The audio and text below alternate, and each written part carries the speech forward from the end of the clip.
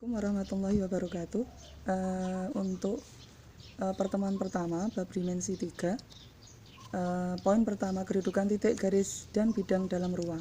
Kita masuk yang pertama, pengertian titik, garis, dan bidang. Titik, mungkin kalian sudah pernah lihat lambang titik. Nah, jadi titik, misalnya di sini titik A, kemudian ini bisa disebut titik B. Jadi titik itu adalah sesuatu yang mempunyai kedudukan tapi tidak mempunyai ukuran. Jadi penulisannya begini lambangnya, kemudian diberi nama memakai huruf kapital. Yang kedua, garis. Garis yang di sini adalah yang dimaksud garis lurus.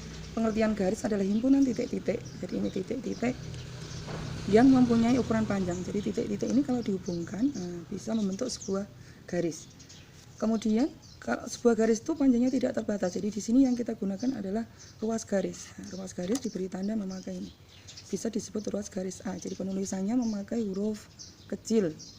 Kalau memakai huruf besar diberi nama di ujung-ujungnya memakai huruf kapital. Jadi bisa ditulis memakai huruf kecil dengan disebut garis A atau garis B, atau bisa memakai ini dua huruf kapital disebut garis AB.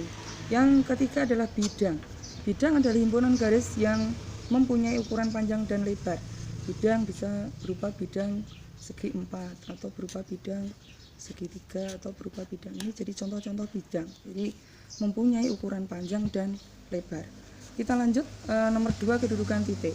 Kedudukan titik terhadap titik. Misalnya di sini ada titik A, kemudian di sini ada titik B. Bagaimana kedudukan titik A terhadap titik B?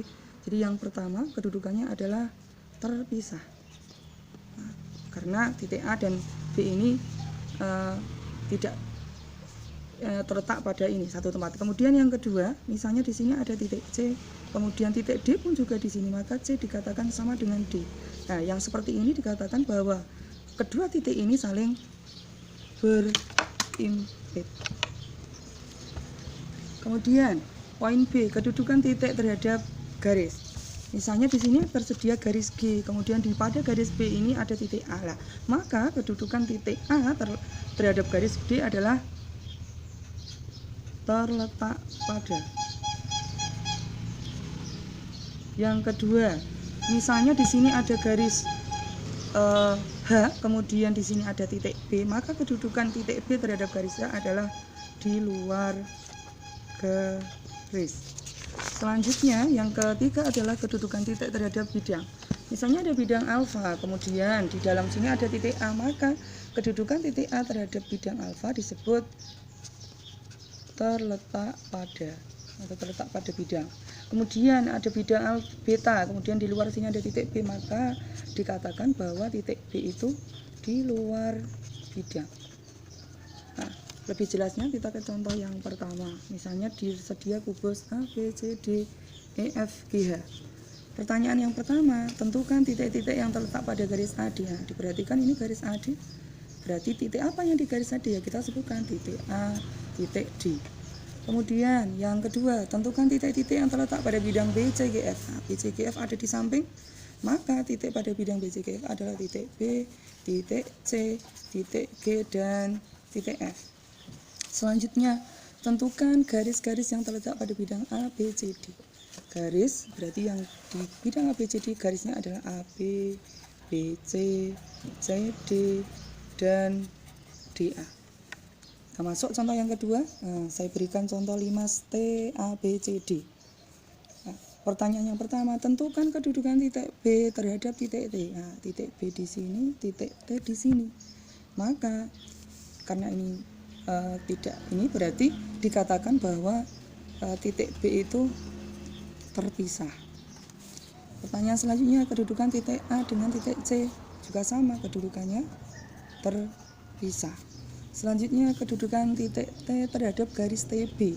Karena T pada garis TB di sini, maka jawabannya adalah terletak pada.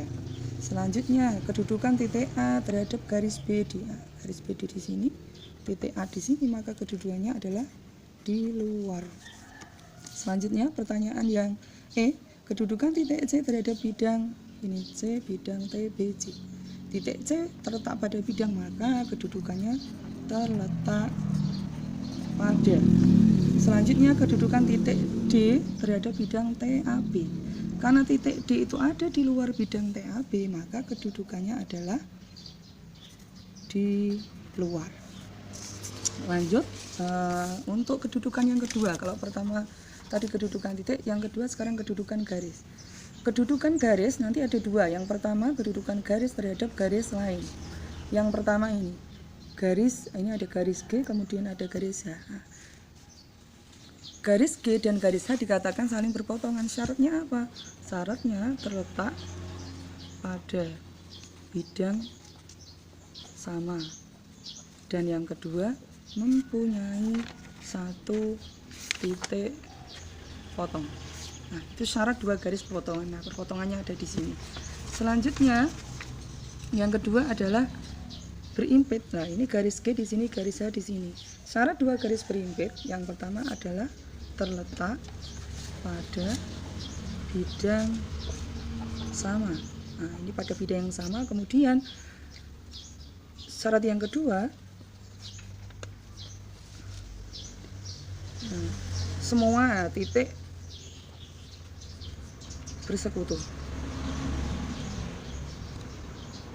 Itu kalau berimpit. Kemudian yang ketiga adalah sejajar. Nah, ini garis G dan garis H sejajar. Syaratnya juga sama. Terletak pada bidang yang sama. Kemudian karena ini sejajar maka tidak mempunyai titik persekutuan. Itu syarat untuk kedua garis persekutuan. Yang keempat, dua garis saling bersilangan. Jadi ini ada garis G, garis H. Garis G dan garis H dikatakan saling bersilangan apabila tidak terletak pada bidang sama. Kemudian kalau kita perhatikan garis G dan H tidak mempunyai titik potong dan tidak sejajar. Jadi ini syarat-syarat dua garis bersilangan. Contoh soal, perhatikan kubus A, B, C, D, E, F ya. Pertanyaan pertama, menentukan kedudukan garis AB terhadap garis AD. Sekarang kita perhatikan, ini garis AB, ini garis AD. Apakah garis AB dan AB pada bidang sama? Jawabannya iya. Pada bidang apa? Pada bidang ABCD. Pertanyaan selanjutnya, apakah garis AB dan AD mempunyai titik persekutuan? Nah, AB, AD mempunyai titik persekutuan, jawabannya iya. Titik sekutunya di titik A. Bagaimana kedudukan garis AB terhadap garis AD? Karena terletak pada bidang yang sama kemudian mempunyai titik persekutuan, maka kedudukannya adalah saling berpotongan. Kemudian selanjutnya, kedudukan garis DH dan CG. Diperhatikan DH, CG. Apakah garis DH dan CG pada bidang sama? Jawabannya iya. Pada bidang apa? Bidang ini DCGH, satu bidang. Apakah garis DH dan CG mempunyai titik persekutuan? DH, CG punya atau tidak? Jawabannya tidak. Maka kedudukan garis DH dan garis CG adalah saling sejajar. Selanjutnya pertanyaan yang ketiga. Apakah garis BF, nah ini garis BF dan GH terletak pada bidang yang sama? Kita perhatikan, ternyata jawabannya tidak. Apakah garis BF dan GH itu mempunyai titik persekutuan? Jawabannya juga tidak. Karena tidak terletak pada satu bidang dan tidak mempunyai titik persekutuan, maka dikatakan saling bersilangan. Sekarang pertanyaan, sebutkan rusuk-rusuk yang memotong garis AB. AB rusuk atau garis, maka jawabannya AE, kemudian AD, kemudian BC, kemudian FG. Rusuk-rusuk yang sejajar garis AB apa saja? AB. Yang sejajar adalah DC, kemudian EF, kemudian HG. Sebutkan rusuk-rusuk yang bersilangan dengan garis AB. Nah, bersilangan. Yang bersilangan adalah DH, CG, kemudian EH, dan FG. Untuk kedudukan garis yang kedua adalah kedudukan garis terhadap bidang. Yang pertama ada garis G, ini bidang alfa. Garis terletak pada bidang. Syaratnya apa?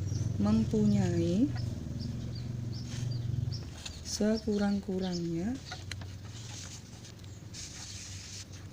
2 titik persekutuan. Jadi itu syarat garis terletak pada bidang.